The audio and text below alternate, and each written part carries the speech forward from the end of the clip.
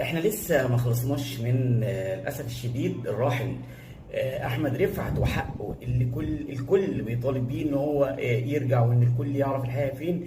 لكن الاستاذ وليد عبد الوهاب بعد ما وليد دعبس رئيس فيوتشر استقال من منصبه، كمان طلع علينا كمان وليد عبد الوهاب رئيس هيئه استاد القاهره وزعل جدا وطلع في التلفزيون وازاي كولر ان هو ينتقد استاد القاهره. كولر ده اللي هو اكتر واحد اشاد باستاد القاهره قبل كده، وقريت استاد القاهره اكتر من مره، وقال ان استاد القاهره وقارنه بينه وبين استاد السلام، وقال ان من احسن ارضيات لعبت عليها. لكن النهارده بقى زعلان ان هو بيقول ان دي تصريحات عنتريه لكولر، وان هو لو مش عاوز يلعب ما يلعبش، وده تمهيد عشان لو خسر من بيراميدز. ازاي واحد مسؤول زيك انت يطلع يقول ويتكلم على